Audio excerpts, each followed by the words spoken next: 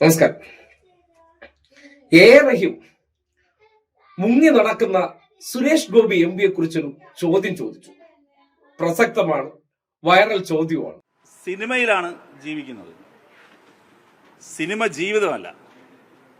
പിന്നെ ആ സിനിമയും അദ്ദേഹത്തിൻ്റെ താരപ്രഭയും കണ്ടപ്പോൾ തൃശ്ശൂരിലെ കുറേയധികം വോട്ടർമാർക്ക് കുറച്ച് അബദ്ധം പറ്റിയിട്ടുണ്ട്. ആ അബദ്ധം വൈകാതെ തിരുത്തും എന്ന് തന്നെയാണ് ഞങ്ങൾ പ്രതീക്ഷിക്കുന്നത്.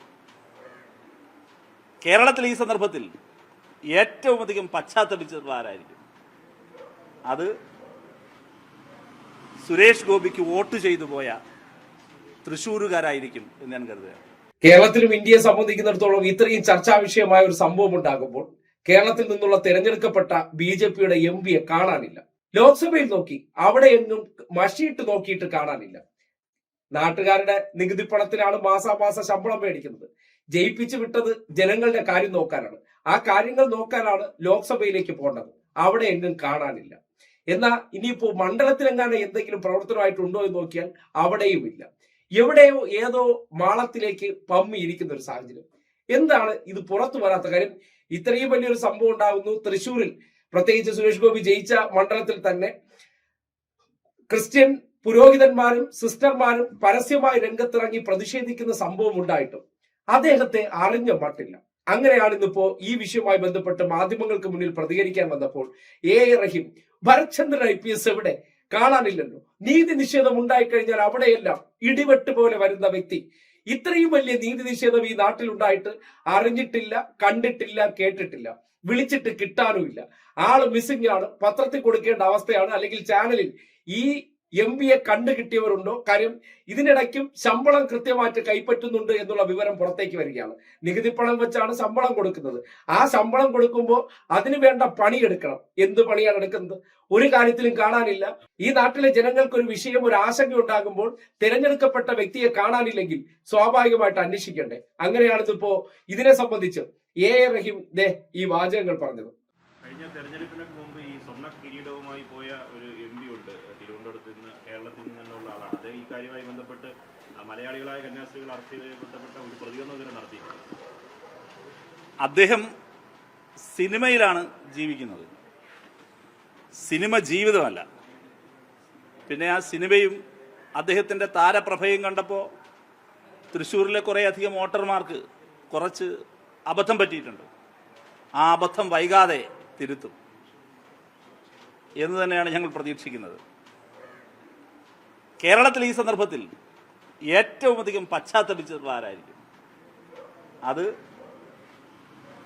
സുരേഷ് ഗോപിക്ക് വോട്ട് ചെയ്തു പോയ തൃശ്ശൂരുകാരായിരിക്കും എന്ന് ഞാൻ കരുതുകയാണ്. എവിടെ പോയി ഭരത്ചന്ദ്രൻ IPS? എന്തൊക്കെയായിരുന്നു?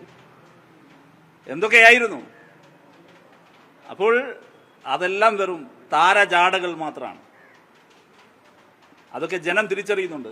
ഇതെല്ലാം ആത്യന്തികമായി BJP-യാണ്. യഥാർത്ഥത്തിൽ ഇവിടെ വേണ്ടത് രാജ്യത്ത് ഇതിൻ്റെ തുടർച്ചയിൽ ഉയരേണ്ട ഏറ്റവും പ്രധാന മുദ്രാവാക്യം. ഞങ്ങളുടെ DYFI ഇത് ആവശ്യപ്പെടുകയാണ്. MP എന്നുള്ള നിലയിലും ഞങ്ങളുടെ പാർട്ടിയും അത് തന്നെയാണ് ആവശ്യപ്പെടുന്നത്. അത് ഈ ഡ്രക്കോണിയൻ വകുപ്പുകളുള്ള മതപരിവർത്തന നിയമം അടിയന്തരമായി പിൻവലിക്കാൻ തയ്യാറാകണം. ആൾക്കൂട്ട അക്രമങ്ങൾക്ക് ഈ മതപരിവർത്തന നിയമം ഒരു ആയുധമാവുകയാണ്. അവർക്ക് നിയമപരിരക്ഷ കൊടുക്കാനുള്ളതാണ് ഈ ഡ്രക്കോണിയൻ ലോ. അതുകൊണ്ട് അടിയന്തരമായി രണ്ട് കാര്യങ്ങൾ ചെയ്യണം. ഒന്ന്, ഈ കന്യാസ്ത്രീകൾക്കെതിരെ എടുത്ത കേസ് അടിയന്തരമായി പിൻവലിക്കണം. രണ്ടാമതൊരു കാര്യം ചെയ്യേണ്ടത്, വിവിധ സംസ്ഥാനങ്ങളിൽ ഇപ്പോഴും നിലനിൽക്കുന്ന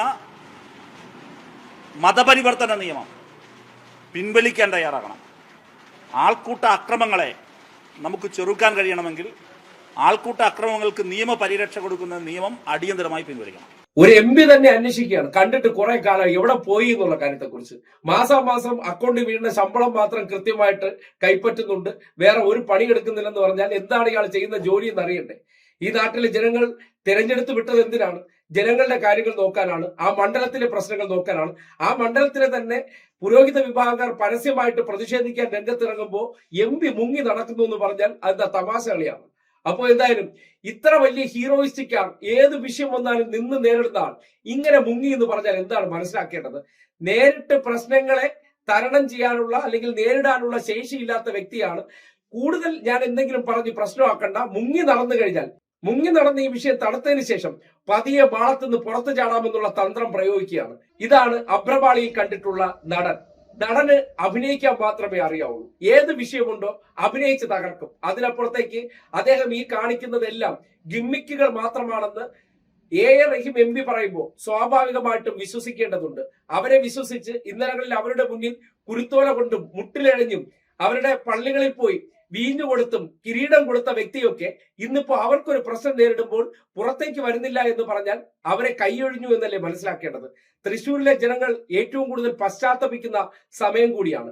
അവർ തിരഞ്ഞെടുക്കപ്പെട്ട വ്യക്തി ഒരു പ്രശ്നമുണ്ടായാൽ അതുവഴി വഴി നടക്കാൻ കൂടിയില്ല എന്നറിയുമ്പോൾ സ്വാഭാവികമായിട്ടും ഒരു വ്യക്തിയുടെ കഴിവുകേട് എന്താണെന്ന് നാട്ടുകാർക്ക് കാണാൻ കൂടിയുള്ള അവസരമാണിതെന്ന് പറയേണ്ടി വരികയാണ്. അത് വളരെ കൃത്യമായിട്ട് തന്നെ റഹീം എം പി തുറന്നു കാട്ടുന്ന പ്രതികരണമാണ് ഇന്ന് മാധ്യമങ്ങളോട് നടത്തിയത്.